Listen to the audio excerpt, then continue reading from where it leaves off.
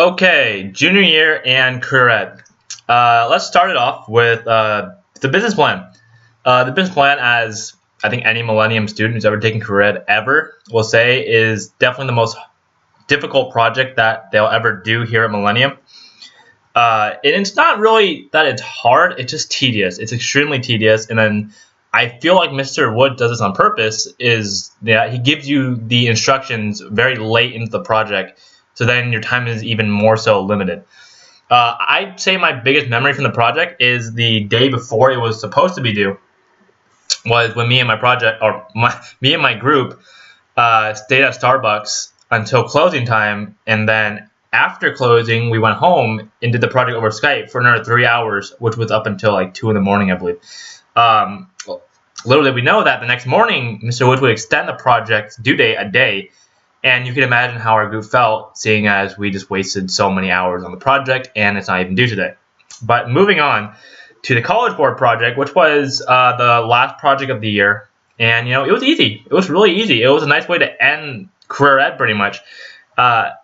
You wrote an essay, and then you made your College Board, and then you were done. It wasn't that hard, and it was really nice because you got to look up information on a school, and you almost had to know the school inside out if you really wanted a good grade, because you had to implement all of that information onto the board for you to get a good grade from Mr. Woods, whom actually grades fairly hard. I'd say my big memory from that was just getting the information itself, because I personally enjoyed learning about the school I did, which was the Air Force Academy, which I'm not that into the Air Force, but it was very nice because the Air Force paid for all of your tuition. So I was like, whoa, this is a pretty cool school. I want to learn about it. So moving on to guest speakers now. There was only one guest speaker that ever made an impression on me. The rest of them never really interested me because they were in fields that I had little to no care about ever. And the one person that actually made an impression on me was Ryan. I don't know his last name, but his name was Ryan. And he was a Millennium High School graduate, and he worked for PG&E, and he was set to ship out to Okinawa for the Air Force pretty soon. And I don't want to join the Air Force, and I don't want to work for PG&E, but Ryan told us about how ever since he even got into high school, he's known that he wanted to join the Air Force. He knows what he wants to do in life. He has his life set. He knows what he wants to do, and he's just on a mission now to build himself up to the point where he can get to where he wants to be. Whereas me, as a person at the time, I had no idea what I wanted to do in life. I didn't even know what college I wanted to go to. I don't know what major I'm interested in. And it just made me think about, where am I? What am I going to do with my life? And it was a really big eye-opener to me, even if it wasn't meant to be. It just made me think about what I want in my future. And, it was perfect to make me, focus more on the future and kind of get me to do a little bit more research on things and really get more involved with college and careers at the time. So now moving on to etiquette, which was probably the most interesting unit in career ed. Miss Tina, shout out to her. Etiquette was a lot of common sense. I feel like a lot of people already have that etiquette, embedded in their head through morals. But there was, certain things in etiquette that, no one really knew, like the certain places that utensils go on the table, or how to hold your plate and your drink in one hand during a big get-together with people. It was all, sometimes it was kind of worthless information, but altogether it was really fun to learn. That's what the whole unit really was, I think. It was just, it was fun learning. That's really what it was. And I'd say my fondest memory of it was learning to hold a dish in your drink and everything in one hand, because it was just so ridiculous. And I was just thinking to myself, I'm never going to use this. But, it was a fun day. And I'd say that's probably my biggest memory from that unit. So moving on to the mock interviews. During the mock interviews, we learned all the do's and don'ts. I think the main do's were pretty much, dress nice, don't wear too much cologne,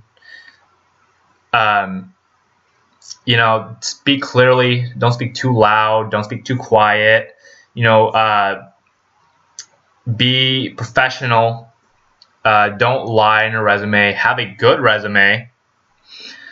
And ultimately, just make yourself stand out. I think that was a big point that we didn't really talk about on the interviews. But, you have to make yourself stand out. And that's a big thing in interviews. Employers don't want the same people all the time. They want people who stand out.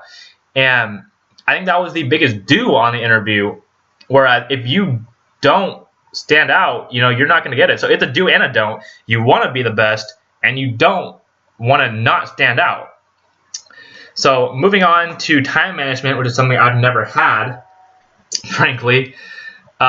I had one simple strategy for doing projects junior year, which were mainly career ed projects.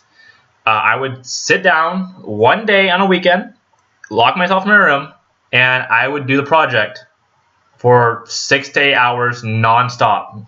Give myself some water, no food, just do the project. And then afterward, maybe like a few days before the project is due or so, I would go back and look it over and make sure it's to my standards. And it was nice because it let me kind of get it out of the way and then not have to think about it until it's really time to turn it in or present it. Moving on to the last thing I want to talk about, which is fast track in college. It was a love-hate relationship for both of those, actually. For fast track, obviously I don't want to get up in the morning during the summer to go to school. But once I got there, I loved it because fast track, no one doesn't like going to school to go talk to friends. That's probably the best thing about school is they can go and see all of your friends. And to top it off, my teachers in fast track were always really funny, and they knew how to make the class entertaining. So while I hated going to fast track, I loved it when I got there. After college, I hated having to drive all the way out to Mountain House just to go to class. But once I got there, it was fun because I had a lot of Millennium kids with me. And then I also got to meet a ton of new people who are adults and kind of get a real taste for, a college class. And then after college, I would go out with all the Millennium kids and then we would go do something. And so while I hated going, again, it's a love-hate relationship. So I liked it once I got there. And that's kind of how I spent all of my fast track and college experiences in that kind of mindset. Overall, junior year was, it was a really fun year. And I feel like that's how it is for a lot of Millennium kids. Because junior year, it's so much different Millennium than at other schools. And, it definitely has changed me for the better. And a lot of these memories are definitely going to stick with me.